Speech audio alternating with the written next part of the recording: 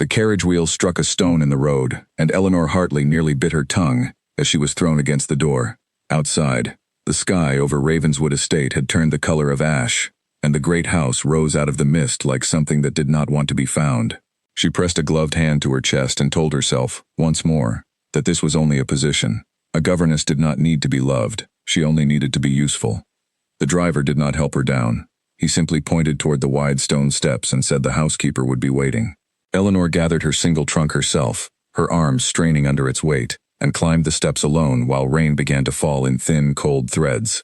And the housekeeper, a stern woman named Mrs. Doyle, opened the door before Eleanor could knock. Her eyes moved over Eleanor's plain gray dress, her simple bonnet, her scuffed boots, and something in her face tightened with something close to pity. "You are the new governess," Mrs. Doyle said. It was not a question. "Eleanor Hartley," she answered, offering a small curtsy. "I was told the position was urgent." "Urgent is one word for it." Mrs. Doyle stepped back to let her inside, then lowered her voice. "The child has not spoken a full sentence in 3 weeks.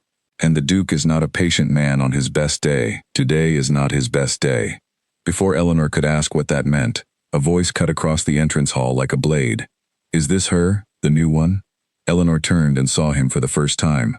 Julian Ashcombe, Duke of Ashcombe, stood at the top of the staircase with one hand resting on the banister, dressed in black as though he had never worn another color in his life. He was younger than she expected, perhaps 30, with a face that might have been handsome if it were not carved so hard with anger. He came down the stairs slowly, studying her the way a man studies a horse he does not intend to buy. "She looks half-starved," he said to Mrs. Doyle, as though Eleanor were not standing 3 feet away. "Does the agency think my niece needs a governess or a scarecrow?" Eleanor felt heat rise in her cheeks, but she kept her spine straight, and her hands folded before her. She had learned long ago that anger given a target only grew stronger. "I am capable of the work, Your Grace. I do not need to be handsome to teach a child her letters." For a moment something flickered in his eyes, surprise perhaps, that she had answered him at all. Then his mouth hardened again. "We shall see how long that confidence lasts. My niece has already driven away 2 governesses this year. One lasted 4 days. Then I will try to last 5, Eleanor said quietly, and walked past him toward the stairs before he could reply. Behind her, she heard him make a short, disbelieving sound, almost a laugh, though there was no warmth in it. Her room was small and cold, tucked at the end of a corridor on the 3rd floor, far from the family's quarters. A narrow bed, a washstand, a single window overlooking the gray gardens below. Eleanor set down her trunk and allowed herself exactly 1 moment to close her eyes and breathe. Then she straightened her dress and went to find the child. Lily Ashcombe was 7 years old and sat alone in the nursery, a large sunny room made dim by drawn curtains. She did not look up when Eleanor entered. She was building something out of wooden blocks, stacking them with careful, joyless precision, as though the building itself was the only thing keeping her upright. "Hello, Lily," Eleanor said gently, kneeling so that she was at the child's height. "My name is Eleanor. I am going to be your new teacher." Lily's eyes flicked to her, then back to the blocks. She said nothing. "That is a very tall tower," Eleanor tried again. "May I sit with you while you finish it?" Still nothing. But she did not tell Eleanor to leave either, and Eleanor took that as the smallest possible victory. She sat on the floor beside the child, arranged her skirts, and picked up a block, turning it over in her hands as though it were the most interesting object in the world. They sat like that in silence for nearly an hour, Eleanor never pushing, never demanding a word, until at last Lily whispered, so softly it was almost lost in the quiet. "The tower always falls down. Then we will build it again," Eleanor said, "as many times as it takes."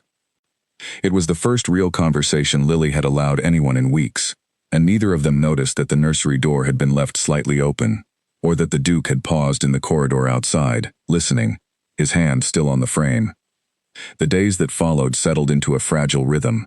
Eleanor rose before dawn, prepared simple lessons, and spent her hours coaxing Lily gently out of her silence, one small step at a time. The Duke, when their paths crossed, made no effort to hide his contempt. He mocked the plainness of her dresses at dinner in front of guests, calling her, "our little gray sparrow," in a tone meant to wound. He questioned her methods without ever watching them. Once, when Eleanor asked for new drawing paper for the nursery, he told her that indulging Lily's imagination was a waste of good paper, and that discipline, not drawing, was what the child needed. Eleanor did not argue.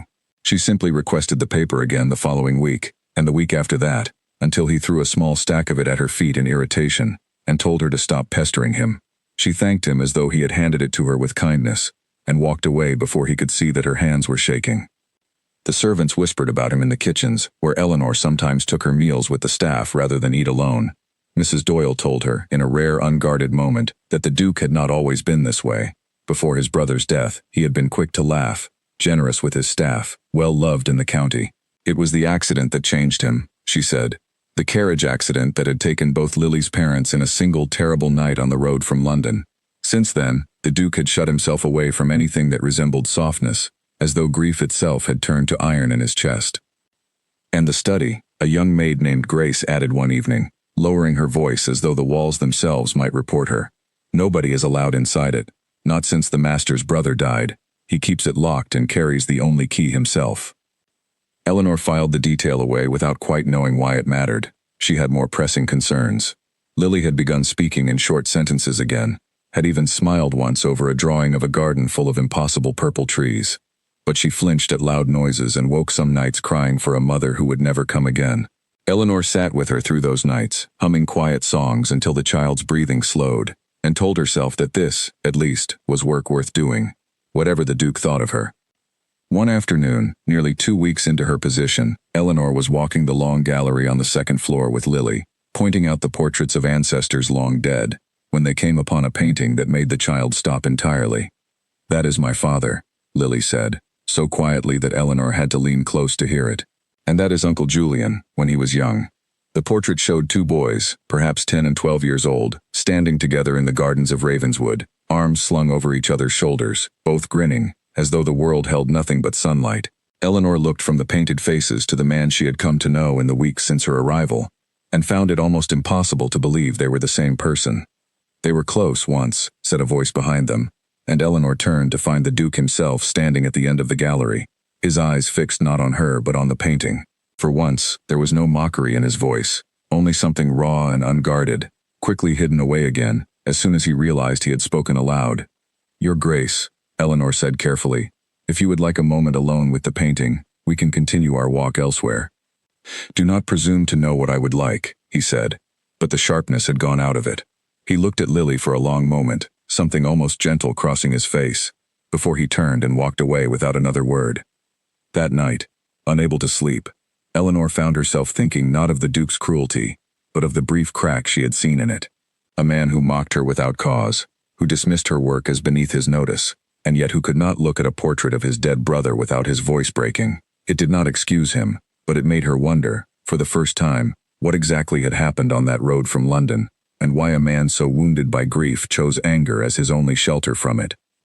She did not know yet that somewhere in the house, behind a locked door that no one was permitted to enter, lay an answer that would change everything she thought she understood about the Ashcombe family, about the accident that had orphaned the child she had come to love, and about the man who mocked her while quietly, without either of them fully realizing it, beginning to watch her with something other than contempt.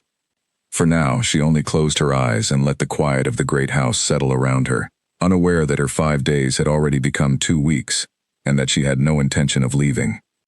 3 weeks after Eleanor's arrival, the first real storm of autumn broke over Ravenswood, and it was during that storm that Lily woke screaming.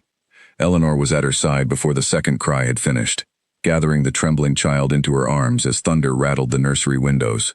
Lily clung to her, sobbing words that made little sense at first, fragments about a road and rain and a sound like breaking wood, until Eleanor understood, with a cold ache in her chest, that the child was reliving the night her parents died. "You are safe," Eleanor whispered, rocking her gently. "I have you. Nothing will happen to you while I am here." It took nearly an hour for Lily to fall back asleep, and when she finally did, Eleanor did not move from the edge of the bed. She sat in the dark, listening to the storm, and thought about how strange it was that a household with so much wealth, so many rooms, so many servants, could leave a grieving child so entirely alone until a stranger arrived to hold her through the night. She did not hear the door open. She only became aware of another presence in the room when she looked up and found the Duke standing in the doorway, still dressed though it was well past midnight, his hair disordered as though he too had been unable to sleep, as he was looking at Lily, not at Eleanor, and for once his face held no mockery at all, only exhaustion, and something that looked almost like shame. "Does this happen often?" he asked quietly. More than you know, Eleanor answered, keeping her voice low so as not to wake the child. She has nightmares several times a week. I did not think it my place to trouble you with it. You should have told me. Would you have come? The question hung in the air between them, sharper than she had intended, and she watched him flinch as though she had struck him. For a moment she thought he would turn and walk away, retreat into his usual coldness, and she braced herself for it. Instead he stepped further into the room, his eyes still fixed on his niece. I do not know how to be near her without thinking of my brother, he said, so quietly that she almost missed it. Every time I look at her face I see Edmund, I see the two of us as boys. Before any of this, it is easier to stay away than to feel that every single day. Eleanor considered her words carefully before speaking. She had learned in her years as a governess that grief, like a frightened animal, could not be reasoned with directly. It had to be approached slowly, sideways, with patience rather than argument. She does not need you to be strong every day, Your Grace, she said. She only needs to know that you will not disappear. That is a much smaller thing to ask, though I understand it may not feel small to you. He did not answer. He simply stood there a moment longer, watching the child breathe, and then, without a word, he turned and left the room. But the next morning, for the first time since Eleanor's arrival, he appeared at breakfast in the nursery, rather than eating alone in the great dining hall, and he sat, awkward and stiff, across from his niece, and asked her what she had learned that week. It was not warmth, not yet, but it was a beginning, and Eleanor recognized it as such even as she kept her eyes carefully on her own plate, unwilling to let him see how much the small change had moved her. Over the following days, something in the household shifted, subtly but unmistakably. The Duke's mockery of Eleanor did not vanish entirely, old habits rarely do, but it grew less frequent, and when it came now it carried less venom, almost as though he said the cruel words out of reflex rather than true feeling. He began to linger near the nursery in the evenings, listening at the door sometimes before he entered, and once Eleanor caught him watching her teach Lily her letters, with an expression she could not quite name, something between curiosity and quiet respect. It was during this uneasy, shifting peace that Eleanor first noticed the study. She had been carrying a stack of old picture books down to the nursery, books that had belonged to Lily's father as a child, when she passed the heavy oak door at the end of the west corridor. She had passed it many times before without thought, but today the door stood slightly ajar, just a few inches, enough to show a sliver of the dim room beyond. She remembered Grace's words from weeks earlier. Nobody is allowed inside it. Curiosity, that old and dangerous companion, pulled her a step closer before she caught herself, that she had no business in the Duke's private study, and she reminded herself firmly of her place in this household, a place that remained, despite recent softenings, precarious at best. She was turning to leave when she heard footsteps behind her. "You are lost, I take it," the Duke said, and though his tone held its familiar edge, there was less heat in it than there once might have been. "Forgive me, Your Grace. I did not mean to intrude." The door was open. He moved past her and pulled it firmly shut, the lock clicking with a sound that felt, to Eleanor, unnecessarily final. "This room is not for anyone but myself. I would ask that you remember that, whatever else changes in this house." "Of course," Eleanor said, and meant it, but she could not help noticing, as she walked away, the particular tightness in his jaw, the way his hand had lingered on the door, as though guarding something far more fragile than mere privacy. That evening, Eleanor asked Mrs. Doyle, as carefully as she could manage, what exactly the study had contained before it was locked away. Mrs. Doyle's expression grew guarded, and for a moment, Eleanor thought she would refuse to answer at all. "It was his brother's study, once," the housekeeper finally said, lowering her voice, though they were alone in the linen room. "Before Edmund married and moved to his own estate, this was his room, his books, his desk. After the accident, the master had everything of his brother's brought back here and locked away. He has not let a single soul inside since, not even to dust it. I sometimes wonder if he simply cannot bear to see it disturbed, and other times," she paused, glancing toward the door as though checking for listeners, "other times I wonder if there is something in there he does not want found." "Found by whom?" Eleanor asked. Mrs. Doyle only shook her head and returned to her folding, and Eleanor understood the conversation was over. She tried, in the days that followed, to set the study aside as none of her concern. Her duty was to Lily, not to the private grief of a man who had made his contempt for her plain from the very first hour of her arrival, however much that contempt had softened since. But the mystery of the locked room settled into her mind like a splinter, small and persistent, impossible to entirely ignore. Her attention was pulled back to more immediate matters when Lily fell ill with a fever in the second week of the storm season. Eleanor barely left the child's bedside for 3 days, sponging her forehead with cool water, reading to her in a low, steady voice through the worst of the night hours, refusing the offers of relief from the other maids because Lily would settle for no one else. The Duke visited twice a day without fail, standing awkwardly near the door at first, then gradually moving closer, until on the final night of the fever he sat in the chair beside Eleanor and held his niece's small hand through until dawn, saying nothing, simply present. When the fever finally broke and Lily opened her eyes, clear and calm for the first time in days, both adults let out breaths they had not realized they were holding, and their eyes met over the child's bed in a moment of shared relief so unguarded that neither could pretend, afterward, that nothing between them had changed. "Thank you," the Duke said quietly, once Lily had drifted into a peaceful sleep. "I do not say that easily, but you have done for her what I did not know how to do myself." "She is a remarkable child," Eleanor said. "She only needed someone to believe she would come back to herself." He studied her for a long moment in the candlelight, and something in his gaze made Eleanor's pulse quicken in a way she did not fully understand and was not entirely certain she welcomed. "I judged you unfairly when you arrived," he said. "I believed a plain, quiet woman could offer this house nothing of value. I see now how mistaken I was." Eleanor did not know how to answer such an admission, so she said nothing at all, and the silence between them, for once, felt gentler than words might have. It was only later, helping Lily sort through a small keepsake box that had belonged to her late father, a box the child had asked to see now that she was recovering and feeling braver about her memories, that Eleanor's fingers found something tucked beneath a folded child's drawing at the very bottom. An envelope, yellowed with age, sealed with wax that had long since cracked, addressed in a hand she did not recognize, to a name that made her still entirely. It was addressed not to Edmund, and not to Julian, but to both of them together, in the handwriting, she would later learn, of their own father, the old Duke, dead some 6 years now. Eleanor set the envelope aside for Lily to keep among her father's things, telling herself firmly that whatever it contained was family business, none of hers to examine. But as she tucked Lily into bed that night and made her way back to her own small room at the end of the cold corridor, she found she could not stop thinking of the careful, deliberate way the wax seal had been broken and pressed closed again, as though someone, at some point, had read that letter and taken great care that no one would ever know.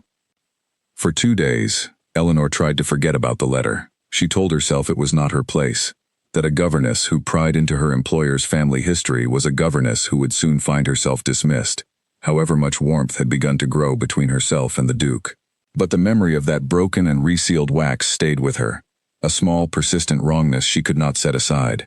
It was Lily herself, in the end, who brought the matter back into the light. The child had taken to keeping her father's keepsake box beside her bed, and one evening, as Eleanor helped her prepare for sleep, Lily pulled out the yellowed envelope and held it up with the innocent curiosity of a 7-year-old. "What does this say?" she asked. "It has grandfather's writing. I remember his writing from my Christmas letters." Eleanor's throat tightened. "It is addressed to your father and your uncle, sweetheart. It may be private. Perhaps we should ask your uncle before we read it. Can we ask him now?" Eleanor considered this. The hour was late, but she had learned enough of the Duke's habits by now to know he rarely slept before midnight, often working alone in the small parlor he used when the study remained forbidden even to himself. She gathered Lily into a robe, took the letter carefully in hand, and led the child downstairs. They found him exactly where Eleanor expected, seated near a low fire with a glass of untouched brandy at his elbow, a ledger open on his lap that he did not appear to be reading. He looked up in surprise at the sight of them both at such an hour. "Is something wrong?" he asked, already rising. "Lily found something among her father's things," Eleanor said carefully, holding out the envelope. "A letter addressed to yourself and your brother, in what she believes is your father's hand. I did not think it right to open it without you." The Duke's face changed the moment his eyes fell on the envelope. All the color seemed to drain from it at once, and his hand, when he reached for the letter, was not entirely steady. "Where did you find this?" he asked, his voice oddly flat. "In Father's box," Lily said, unaware of the tension gathering in the room, "under my drawing of the garden." He turned the envelope over slowly, running his thumb across the broken seal, and something in his expression made Eleanor certain that he recognized it, that this was not the first time he had seen this particular letter, or at least knew of its existence. "Lily," he said gently, crouching to her level, "would you go with Grace to the kitchen and ask for some warm milk? I will come to say goodnight very soon, I promise." Once the child had gone, trailing sleepily after the maid who had been summoned, The Duke sank back into his chair and stared at the envelope for a long moment without opening it. "You know what this is," Eleanor said quietly. It was not quite a question. "I know what it should be," he said. "My father wrote to my brother and myself 6 years ago, shortly before his death. He told us, in that letter, that there was something important we needed to know about the estate, about the succession, something he had not the courage to say aloud while he lived. Edmund read it. I never did. He told me it contained nothing but our father's usual sentimental nonsense about family duty, and he burned it, or so he claimed. I had no reason to doubt him." "Then how did it come to be in Edmund's own keepsake box, resealed?" Eleanor asked. "If he told you it was destroyed?" The Duke looked up at her sharply, and she saw the question land in him like a struck match. He broke the old, already cracked seal fully, and unfolded the yellowed pages with hands that trembled now openly. Eleanor moved to leave him privacy, but he stopped her with a single word. "Stay." She stayed, standing near the fire while he read, watching his face change through disbelief, confusion, and finally, something that looked very much like horror. When he finished, he did not speak for a long moment. He simply held the pages in his lap and stared into the flames, as though they might offer some explanation for what he had just learned. "Read it," he finally said, holding the letter out to her. "I need to hear someone else say the words are truly there. I cannot trust my own eyes just now." Eleanor hesitated only a moment before taking the pages. The old Duke's handwriting was shaky, the writing of a man near the end of his life, but the words themselves were clear and terrible in their simplicity. He confessed, in that letter, that the will naming Julian as heir over his elder brother Edmund had been altered under pressure from a distant cousin, a woman named Charlotte Vane, who held damaging knowledge of a debt and a scandal from the old Duke's youth, knowledge she had threatened to make public unless the succession favored her own interests through a marriage arrangement she had long pushed for between Charlotte and whichever son inherited the title. The old Duke, weak and frightened of the scandal in his final years, had signed the falsified documents that stripped Edmund, the rightful firstborn heir, of his inheritance, and passed the dukedom instead to Julian, believing, wrongly, that Julian would be easier for Charlotte to influence and control. But the letter did not end there. The old Duke, in his final lines, begged forgiveness, and warned his sons that Charlotte Vane's ambitions had not ended with the altered will. He wrote that she had grown increasingly desperate, as Edmund, disinherited, but not silenced, began quietly gathering proof of the fraud, intending to challenge the succession through the courts. The old Duke's final written words, shaking and urgent, were a warning that Edmund's efforts to reclaim his birthright had made him a danger to Charlotte's plans, and that his sons should trust no one connected to her, whatever kindness or family loyalty she might claim. Eleanor lowered the pages slowly, her own hands unsteady now. "Your Grace," she said carefully, "the accident that killed Edmund and Margaret, do you know when it occurred? In relation to this letter?" 8 months, he said hollowly. 8 months after our father's death. Edmund never told me any of this. I thought his coldness toward me those last months was simple jealousy over the title. I never imagined he was fighting to reclaim what should have been his, or that he believed himself in danger. And Charlotte Vane, Eleanor pressed gently, though her heart was pounding now with a fear she could not fully name. Is she still connected to this family? The Duke's face went white in a way that made Eleanor's stomach turn cold. She manages my late father's remaining investments, he said slowly, as though only now hearing his own words for what they meant. She has an office in this very house. She dines with us twice a month. She has been asking, for the past 2 years, that I consider her as a match. For the sake of family unity, she always says. I have refused her every time, but she has never truly stopped asking. The fire popped and settled in the silence that followed, and Eleanor felt, with a certainty she could not explain, that the pleasant, watchful woman she had once passed in the hallway, always polished, always cordial, had perhaps had far more reason than mere ambition to want Edmund and Margaret gone, and now, perhaps, had every reason to fear what this letter might expose. We must be careful, Eleanor said quietly. If what your father wrote is true, and Edmund truly was building a case to reclaim his title, then whoever wished to prevent that had every reason to want him silenced before he could succeed. And if Charlotte Vane learns that this letter has resurfaced, and that Lily's governess and the current Duke now know its contents. She did not need to finish the sentence. The Duke was already on his feet, moving toward the door with the look of a man who had spent 6 years mourning a tragedy he now understood might never have been an accident at all. I must speak with the family solicitor, he said. Mr. Whitmore handled the original will. If there was fraud in the succession, he would have been the one to draft the falsified documents, or at the very least, he would know who did. He has served this family for 30 years. I cannot believe he would have taken part in something so terrible, without a great weight of persuasion behind it, but I must know for certain." "And Lily," Eleanor said, catching his arm before he could leave the room, her voice urgent now. "If Charlotte Vane believes this letter still exists, and that it names her, Lily may be in danger simply by being the child who found it. We must say nothing to anyone in this house until we understand who can be trusted." He stopped and looked at her, really looked at her, in a way that felt entirely different from the dismissive glances of their first weeks together. "You are right," he said quietly, "and I find myself deeply grateful that it was you who found this letter, and not someone with less sense or less care for my niece's safety. I misjudged you badly when you first arrived, Eleanor. I hope, in time, you might forgive me for it." It was the first time he had used her given name, and Eleanor felt the weight of it settle strangely and not unpleasantly in her chest, even amid the fear now coiling through her stomach. "There will be time for that later, Your Grace," she said. "For now, we must think of Lily, and of what to do with what we know." They agreed, that night, to move carefully. The Duke would seek a private meeting with Mr. Whitmore, away from Ravenswood, and away from any ears that might report back to Charlotte Vane. Eleanor would keep the letter itself hidden, copied in her own hand for safety. The original returned to a place Charlotte would never think to look, and above all, both of them would watch, more closely than ever before, the woman who had spent 2 years asking to marry into a family whose true heir she may well have helped destroy. Eleanor did not sleep that night. She sat by her window long after the house had gone silent, watching the dark shapes of the gardens below, and thought of Edmund and Margaret on that rain-soaked road 6 years ago, believing, perhaps until the very last moment, that they were simply traveling home. She thought of a little girl who still woke screaming from dreams of a sound like breaking wood, never knowing that her nightmares might hold more truth in them than anyone had dared imagine. And she thought of the woman who had smiled so warmly at Lily during dinner just 2 weeks before, complimenting her drawings, asking after her lessons, all while perhaps carrying within her the knowledge of exactly how that child had come to be an orphan. By morning, Eleanor had made a quiet decision of her own. Whatever danger the truth might bring, she would not let it touch Lily.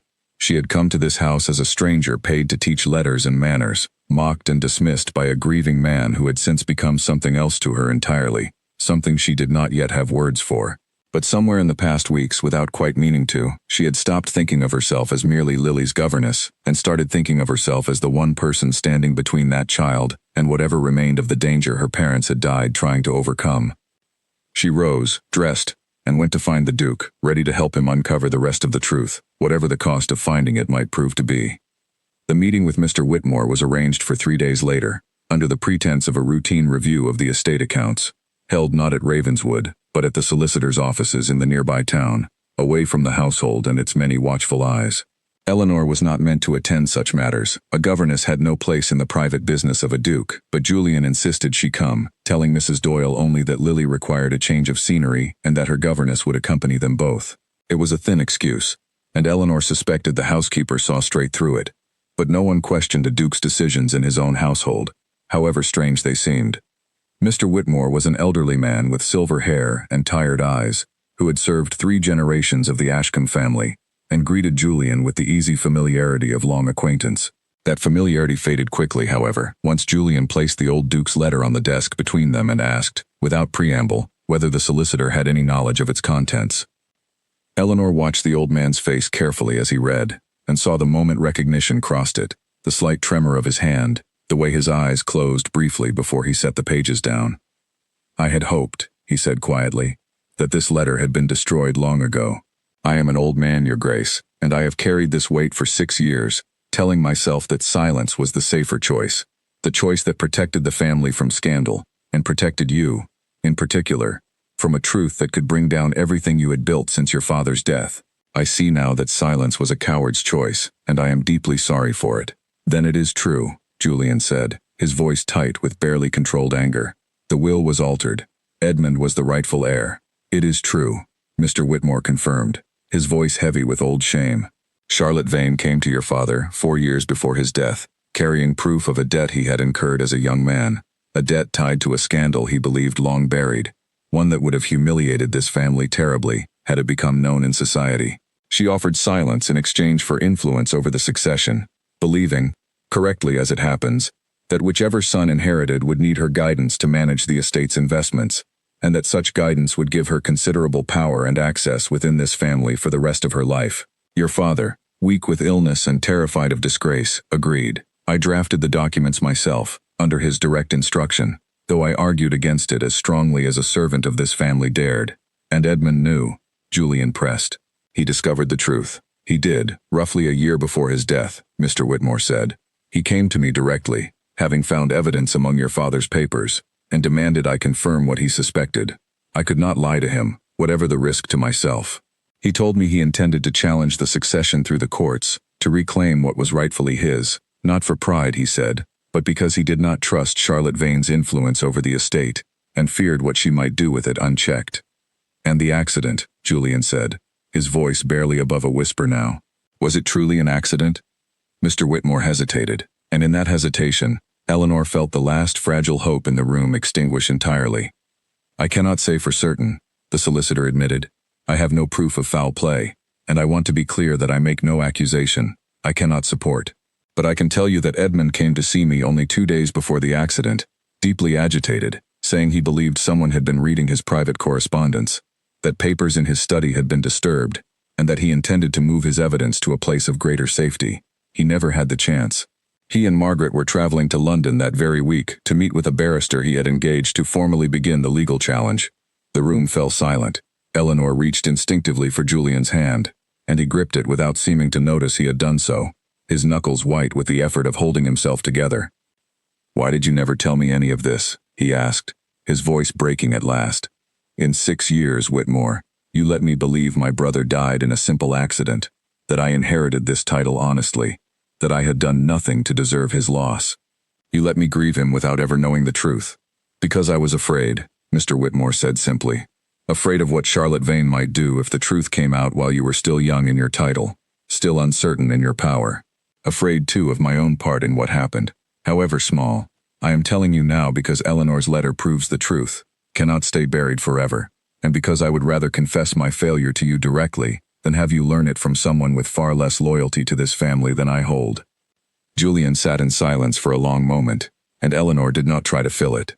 Some griefs needed room to breathe before words could follow. Finally, he asked the question that had clearly been building beneath everything else since the letter first appeared in his hands.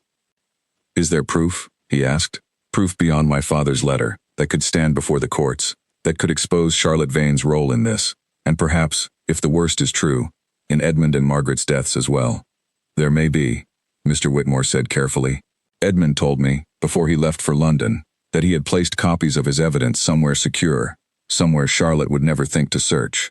He did not tell me where, but if such evidence still exists, and if it can be found, it would be enough to overturn the succession entirely, and to place Charlotte Vane's actions under the scrutiny of the law." Eleanor thought immediately of the locked study, the room no one was permitted to enter, the room Julian himself had not touched in 6 years, out of grief he had never fully understood the shape of. She looked at him and saw, from the sudden clarity in his eyes, that he was thinking the very same thing. "The study," he said, "Edmund's study. I locked it the week after his death and never once considered searching it properly. I assumed there was nothing there but memories I was not ready to face." "Then it is time to face them," Eleanor said gently. "Whatever is inside that room, Lily's future, and the truth of what happened to her parents, may depend on it." They returned to Ravenswood that same evening, the carriage ride tense with everything left unspoken in front of the sleeping child curled against Eleanor's side. Julian did not take his eyes from the window the entire journey.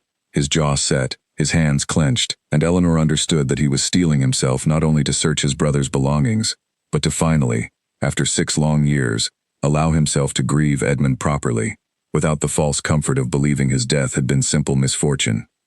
That night, once Lily was safely asleep and the household had quieted, Julian led Eleanor down the west corridor to the heavy oak door at its end. His hand trembled as he drew the single key from his waistcoat pocket, a key Eleanor now understood he had carried, unused, every single day since his brother's death, unable to bring himself either to enter the room or to give up guarding it. The lock turned with a heavy, final click, and the door swung open into darkness and the smell of 6 years of undisturbed dust. Julian lit a lamp, and the room slowly revealed itself around them, exactly as Edmund had left it. Books still open on the desk, a coat still hung upon its hook. A half-finished letter, its ink long dried, sitting beneath a paperweight, as though its writer had simply stepped out and meant to return within the hour. Julian stood frozen in the doorway for a long moment, overwhelmed, and Eleanor stepped past him gently, giving him the space to enter in his own time, while she began, carefully and respectfully, to search. "What are we looking for?" she asked softly, more to fill the heavy silence than because she expected a clear answer. "I do not know," Julian admitted, finally stepping fully into the room, his fingers trailing across the back of his brother's chair. "Somewhere secure," Whitmore said. "Somewhere Charlotte would never think to search." Eleanor's eyes moved across the room, cataloging everything: the shelves of books, the heavy desk, the small portrait of Margaret that sat upon it, until they landed on something that struck her as strange. A set of law books, arranged with far greater care and precision than the rest of Edmund's more casually scattered collection, standing in a neat row upon the lowest shelf, each spine facing outward with unusual exactness, as though deliberately placed rather than simply shelved. "Julian," she said quietly, using his given name for the first time without quite realizing she had done so. "These books, they do not match the rest of the shelf." He crossed the room quickly and knelt beside her, running his fingers along the spines exactly as she had. One by one they pulled the volumes free, until behind the final book, tucked into a shallow space clearly carved deliberately into the shelf's wooden backing, they found a thin leather folder, its edges worn soft from handling, its contents waiting undisturbed for 6 long years to finally be found. Julian's hands shook as he lifted it free and opened it upon the desk. Inside lay copies of the falsified will documents, correspondence between the old Duke and Charlotte Vane discussing the arrangement in chilling businesslike detail, and, tucked at the very back, a final page in Edmund's own hand, dated only 2 days before his death, naming Charlotte Vane directly, and stating his intention to bring the full weight of the evidence before a barrister within the week. It was, Eleanor understood as she read over Julian's shoulder in the lamplight, everything Mr. Whitmore had promised might exist, and more besides, proof not only of the fraudulent succession, but of Edmund's clear and documented fear, in his own final written words, of exactly the woman who now dined at Ravenswood's table twice a month, smiling warmly at the very niece whose inheritance she had helped to steal. "We have it," Julian said, his voice hollow with the strange mixture of triumph and grief that comes from finally uncovering a truth one has both longed for and dreaded in equal measure. "We finally have it." But even as he spoke the words, a sound from the corridor outside made them both go still, the soft, unmistakable creak of a floorboard beneath a footstep that had no business being there at this hour, followed by the faint, retreating rustle of skirts moving quickly away into the darkness. Eleanor and Julian looked at each other in the lamplight, the same fear rising in both their faces at once, and neither needed to say aloud what they were both suddenly certain of, that someone had been listening at the door, and that whoever it was now knew exactly what had just been found within Edmund's locked and long silent study. Julian was through the study door before Eleanor could stop him, moving down the dark corridor with the folder still clutched in his hand, but by the time he reached the top of the main staircase there was no one to be seen, only the faint sound of a distant door closing somewhere below. Eleanor caught up to him, breathless, and gripped his arm before he could go further. "We cannot chase shadows through this house at midnight," she said, though her own heart was pounding fiercely. "If it was Charlotte, or someone reporting to her, running after them now will only tell them how much fear we hold, and how little proof we have secured in a truly safe place. We must think, not react." Julian forced himself to still, his chest rising and falling hard, and nodded slowly. "You are right. Of course you are right." He looked down at the folder in his hands as though seeing it fully for the first time. "This must not stay in the house another night. If Charlotte suspects what we have found, she will not hesitate to try to take it from us, or destroy it, before we can bring it before the law." They agreed in hushed and hurried words in the empty corridor that Julian would ride at first light to deliver the folder directly into Mr. Whitmore's keeping, where it could be lodged formally and safely with a barrister before any hand hostile to the truth could reach it. Eleanor, meanwhile, would remain at Ravenswood with Lily, keeping the child close and watching, with every sense alert, for any sign that Charlotte Vane's suspicions had been confirmed. The night passed with agonizing slowness. Eleanor sat in the chair beside Lily's bed, long after the child had fallen asleep, listening to every creak of the old house, every distant footstep, until at last, the gray light of dawn crept through the curtains and she heard, with tremendous relief, the sound of Julian's horse departing the stables below. He returned by mid-afternoon, his face pale with exhaustion, but his shoulders set with a new and steady resolve. The folder was safely lodged, he told her, in the keeping of a barrister Mr. Whitmore trusted absolutely, a man with no connection whatsoever to Charlotte Vane or her interests. Formal proceedings to investigate the succession and to re-examine the circumstances of Edmund and Margaret's deaths would begin within the week. It was Charlotte Vane herself who arrived at Ravenswood's door that very evening, unannounced and smiling as warmly as ever, claiming she had simply come to discuss a matter of the estate's investments that could not wait until her usual visit. Eleanor, standing near the drawing room with Lily's hand in hers, watched the woman's eyes move across the room with a sharpness that belied her pleasant expression, lingering just a moment too long on Julian, then on Eleanor herself, as though searching their faces for confirmation of exactly what she feared. "Your Grace," Charlotte said smoothly, "you seem tired. I do hope nothing troubles you."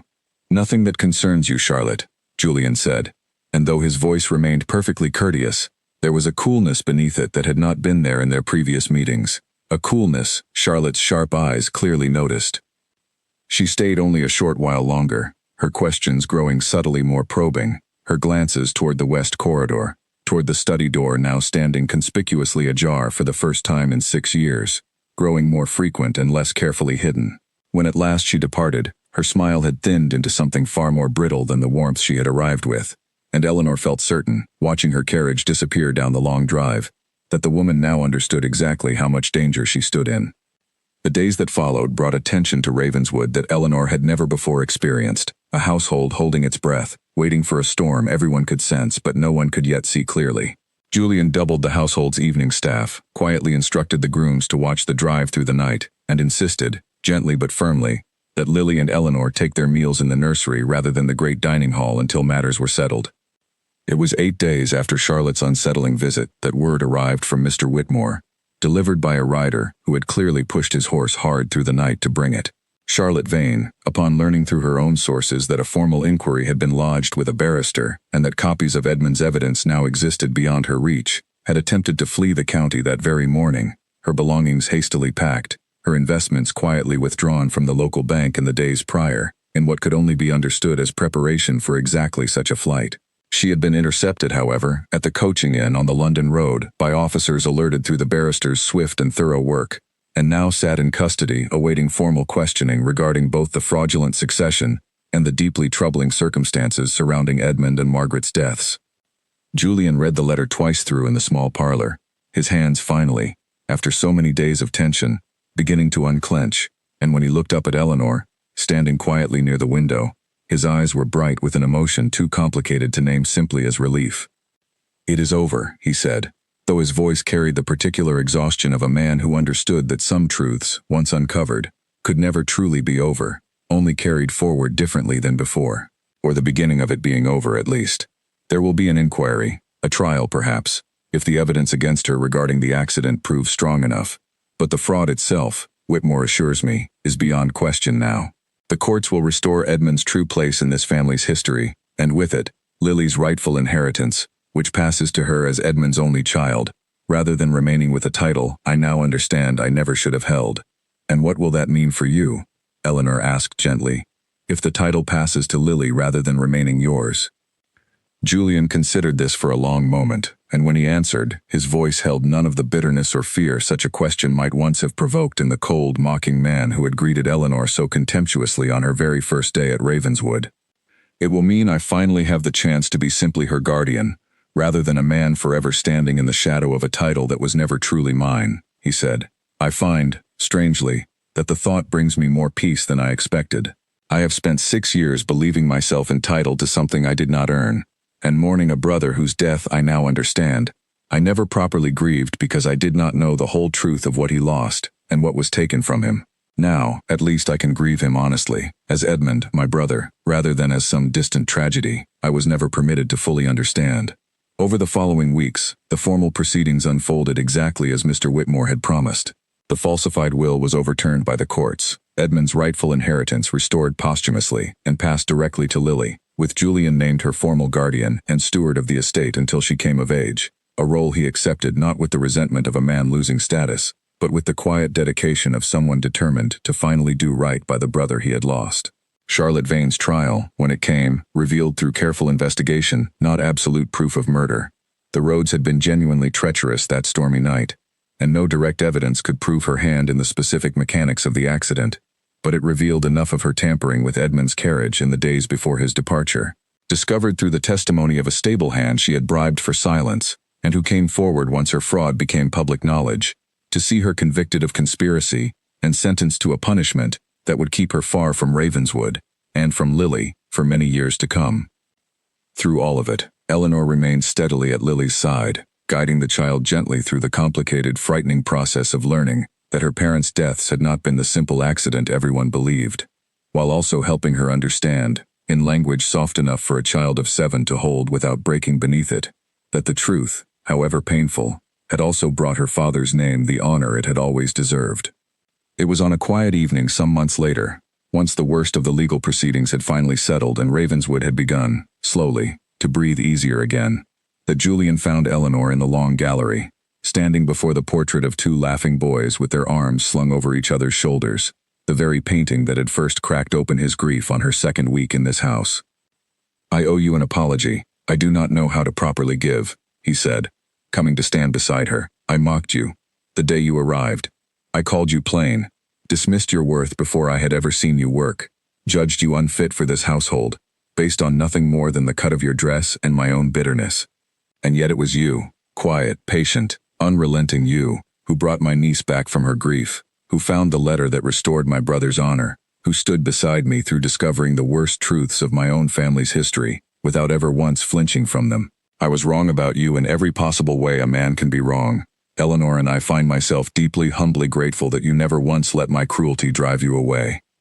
Eleanor turned to look at him, this man so entirely changed from the cold, mocking Duke who had greeted her on the front steps of Ravenswood all those months before, and found that whatever anger she might once have held toward him had long since softened into something far gentler, something she was only now beginning to fully understand within her own heart. "You were grieving," she said simply.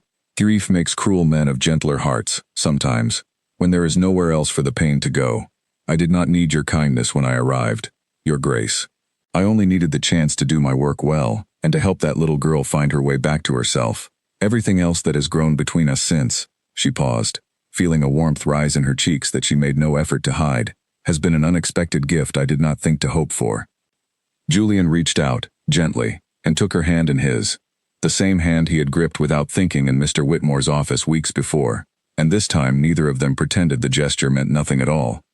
"Then perhaps," he said quietly, "we might discover together what that gift is meant to become." Below them, in the nursery, Lily slept soundly through the night for the first time in longer than either adult could quite remember. Her nightmares finally quieted, her father's name finally restored, and her small world, at last, made safe. A year passed at Ravenswood, and the great house that had once felt so cold and shadowed to Eleanor on the day of her arrival had become, in that time, something she could only describe as home. Lily, now 8 years old, had grown into a bright, curious child, her nightmares rare now and gentle when they came, easily soothed by a familiar voice and a steady hand. She had taken to her studies with real enthusiasm, filling notebook after notebook with drawings of gardens that were, by now, considerably less purple and considerably more true to the flowers Eleanor had taught her to identify on their long afternoon walks through the estate's grounds. Julian had settled into his new role as Lily's guardian with a quiet dedication that surprised even the servants who had known him longest. He oversaw the estate's affairs with Edmund's memory guiding his decisions at every turn, restoring portraits and belongings to their rightful places throughout the house rather than leaving them locked away, and speaking of his brother often now, easily, the way a man speaks of someone he loved rather than someone whose memory he could not bear to face. The study at the end of the west corridor stood open these days, its shelves reorganized, its desk once again in use, though now it was often Lily herself who sat there in the afternoons, doing her lessons in the room that had once belonged to the father she had lost too young to properly remember, learning his story instead, through the careful, patient telling of an uncle, who had finally allowed himself to grieve. Mr. Whitmore visited Ravenswood regularly still, no longer merely as the family's solicitor but as something closer to an old and trusted friend, and it was on one such visit, during a warm afternoon in early summer, that he brought news of Charlotte Vane's case reaching its final resolution in the courts, the last of the legal matters now fully closed, the Ashcombe name and Edmund's memory both restored beyond any further question or doubt. Julian received the news with a calm, settled relief, the kind that comes not from sudden triumph but from a long, difficult journey finally reaching solid ground. Eleanor, for her part, had never left her small room at the end of the third-floor corridor, though she found herself spending fewer and fewer nights within it as the months passed, drawn increasingly into the warmer, fuller life of the family she had come to serve and had, somewhere along the way, come to belong to entirely. Julian had asked her, some months after that quiet evening in the long gallery, whether she might consider a different position within the household, one with a different title entirely, and Eleanor, who had once told herself firmly that a governess needed nothing more than usefulness to sustain her, had discovered that her heart, in the end, had wanted rather more than that all along. Their wedding, when it came, was a small and quiet affair, held in the estate's own chapel rather than the grand cathedral society might have expected of a duke, attended by the household staff who had watched their strange, slow courtship unfold from mockery to tenderness over the better part of a year, and by Lily herself, who insisted on scattering flowers along the aisle with the fierce seriousness only a child entrusted with an important task could manage. Mrs. Doyle wept openly through the entire ceremony, declaring to anyone who would listen that she had known, from the very first week, that there was something different about the quiet gray sparrow who had arrived so unassumingly at their door. Eleanor often thought back, in the years that followed, to that first cold evening at Ravenswood, the mud on her boots, the mockery in Julian's voice, the small, frightened child building towers that always fell down. She thought of how easily she might have given up in those early weeks, how another governess in her position might have taken the Duke's cruelty as reason enough to leave, rather than stay and see what patience and steady kindness might yet uncover, both in a grieving child and in the wounded, guarded man who had raised his voice against her only because he did not yet know how to survive his own grief any other way.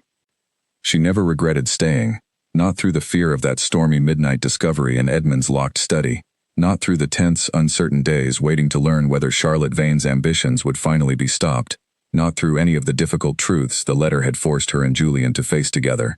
She had come to Ravenswood believing herself simply a governess, plain and unremarkable, exactly as the Duke had first mocked her to be, and had left that identity behind entirely, becoming instead the woman whose quiet courage had restored a family's honor, healed a broken child's heart, and, in the process, discovered a love neither she nor Julian had ever expected to find within those cold stone walls. Lily grew, in time, into a thoughtful and confident young woman, well aware of her father's true story, and proud, in the particular way of children, who have learned that difficult truths can still lead to good endings, of the family that had fought so hard to reclaim his honor on her behalf. She would often say in later years that she remembered very little of the frightened, silent child she had once been, but that she remembered with perfect clarity the quiet governess who had sat beside her building towers that always fell down, promising patiently, again and again, that they would simply build them once more, as many times as it took, until at last, together, they finally stood.